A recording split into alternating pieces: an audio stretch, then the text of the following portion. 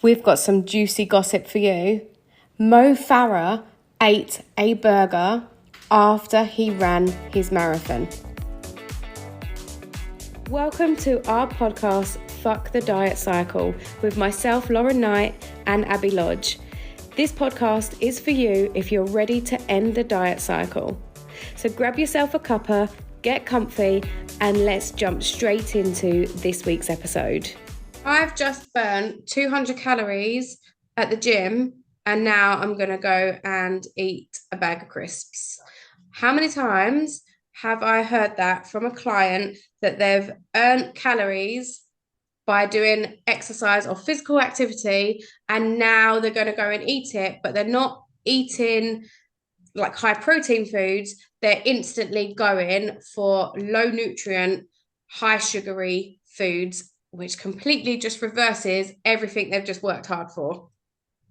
Honestly, if I had a pound for it, I think we'd be millionaires. And so many people, I think we are like brought up in a society that the more exercise you do, the more you can eat and things like that. And let's not kind of get this twisted. Yes, of course, if you are, highly active at the gym 6 times a week, crazy people, all that kind of stuff, then you do need to, in order to sustain your lifestyle or whatever, eat an increased amount of calories to then someone who's got a really sedentary lifestyle who just sits on the sofa all day. But it doesn't give you an excuse. And I had a client once who, she had quite a really bad relationship with food, and she had this binge, and I'm going to go out and run 10k in the morning. Why?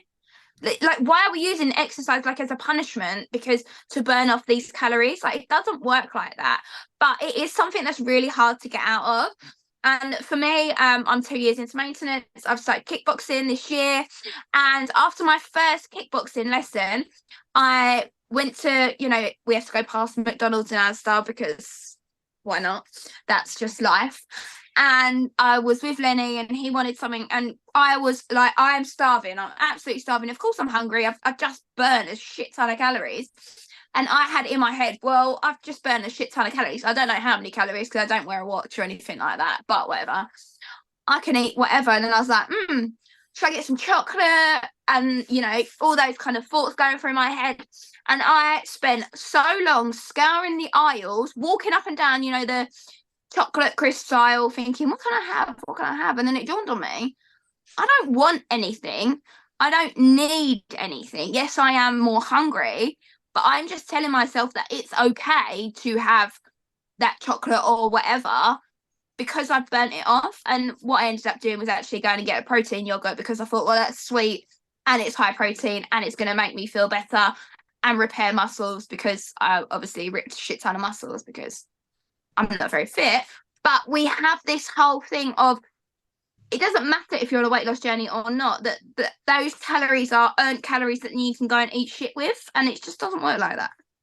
Yeah, and that's the problem there. It's not the fact that you consume food after exercise.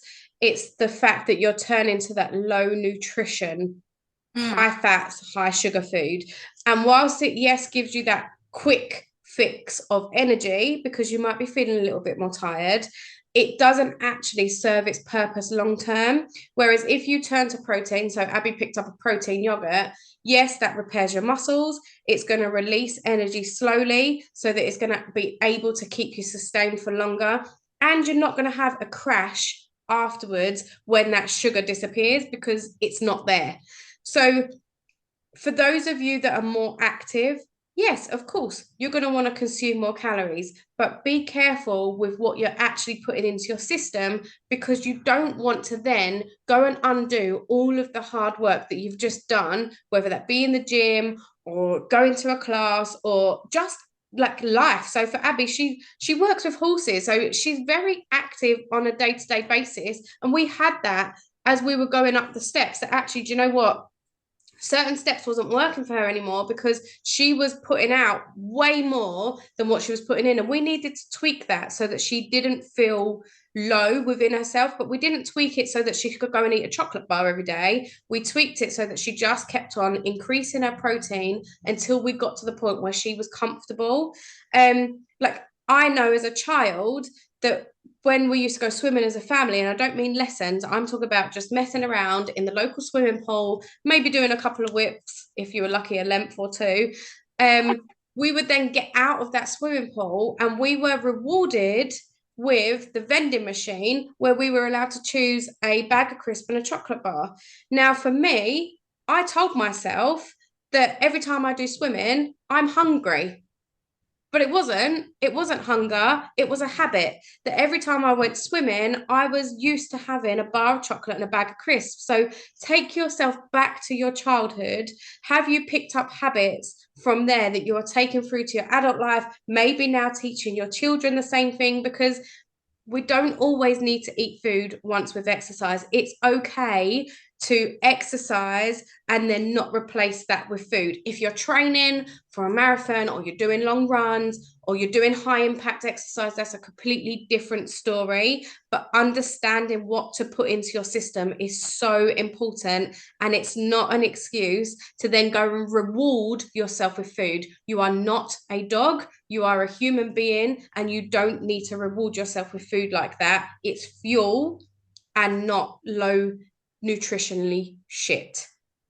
Yeah, and like you just said, like if you're doing a run or whatever, if you think of like top athletes, like let's think of Mo Farah, for example, massive marathon runner.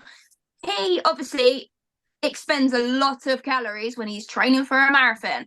Do you think he eats 10,000 McDonald's before a marathon or after a marathon? No, he's eating, I'm not saying he doesn't eat McDonald's, and I'm not saying he doesn't finish a marathon and potentially will have a chocolate bar or something.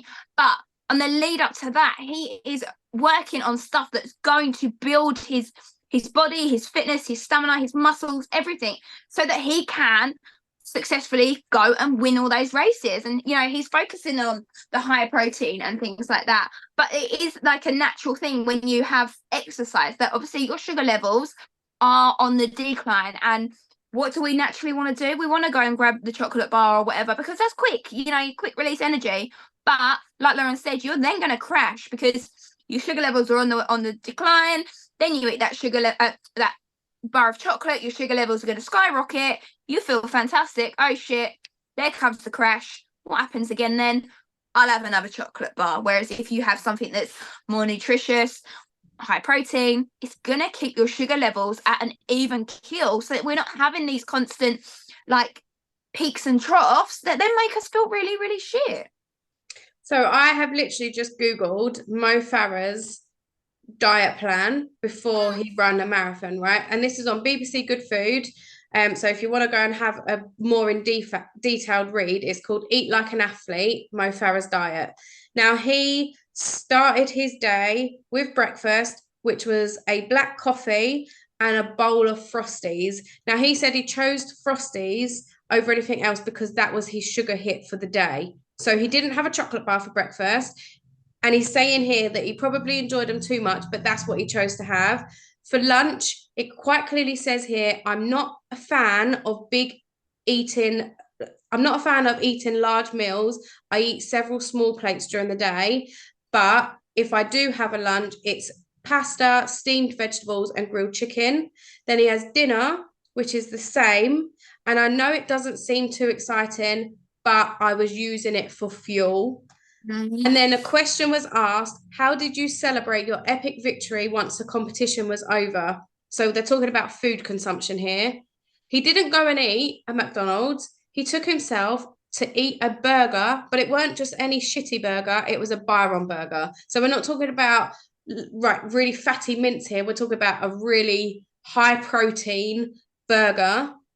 And he says here, the season is never over, you see. I can't afford to go off the rails and eat myself in weight with other races coming up. I need to make sure that I continue to put into my body what I want to expel out. There we go. There we go. From the man himself, Mo Farah. He doesn't eat shit. And he had a bowl of Frosties for his sugar hit. Again, he could have had a chocolate bar for his sugar hit, because when you think of sugar, you think of chocolate bar. No, he had his Frosties. And then afterwards, he had a burger, yes. But a Byron burger, an actual really nutritious, high quality protein that's going to keep his body fueled. So I like that. I like that you did that. That's good. Yeah, and even when he says, like, it goes on, so please go and have a read of this because it's actually really eye-opening. It says here, like, what other things other than Frosties would you have? And he says about protein shakes, and they've said, what about chocolate? Did that not give you an energy boost? And he said, if I was to eat chocolate, it's dark chocolate because that is good for an energy boost and not full of sugar. So we're not talking about a normal Cadbury's bar here. We're going to the original source, which is more cocoa bean than any other extra stuff that they add in to make that chocolate. So again, he wasn't eating chocolate for therapy or for comfort or enjoyment. He's using it as an actual energy boost for the training that he was doing. So from an athlete, there you go. You do not need to turn to sugar to make sure you can go and run. I mean, I couldn't even run to the corner shop to go and buy the dark chocolate, let alone what he's doing. But there is a clear example of how you need to be conscious of what you're putting into your system and not using it as an excuse to go and eat a shitload of calories. That I'm going to go and read all of that because I think that's really interesting. That is interesting. I like it. It's very interesting. And like you say, like the chocolate, yeah, okay, he might have chocolate, but it's dark chocolate. I mean, I don't know anybody that actually enjoys dark chocolate. Oh, really? I do. It's like sour. I was like, so upset when they took Bourneville out of the Christmas pots. No, they were the worst ones. They're always left till the end. They weren't when I was about. But I mean, I don't buy the tins anymore. But when I did, I was the one that maybe I would just clear up any of the chocolate. But I can eat dark chocolate. However, not how I would eat a normal bar of chocolate. Dark chocolate for me is more something that you don't need lots of and it just satisfies you. There and we then go. you stop, right? Whereas when you eat a low quality bar of chocolate, from my point of view, you just binge on that because it's not satisfying. The flavor's not necessarily there. Clearly, it works. So if you are looking to have that chocolate and you're doing a genuinely decent amount of exercise, opt for dark chocolate and not for the stuff that's just packed with lots of stuff. And lastly, to finish off there, it's exactly the same with, going back to Mo Farah, he had a burger. If he had a McDonald's burger, that makes you feel shit. Like you said with the chocolate, you can't eat a lot of the dark chocolate. Again, the same with the Byron burger. You can't kind of go crazy on the Byron burger, but with McDonald's, you can because it's full of shit. I don't care anybody who is satisfied after a McDonald's burger. Well, I don't understand you because an hour later, you're absolutely starving. It's exactly the same. It's, where it's sourced from, the kind of stuff that goes into it that then helps to keep you satisfied or not. Quality over quantity. Thank you for listening. Be sure to follow us on social media using the links below. And don't forget, new episodes come out every single Sunday.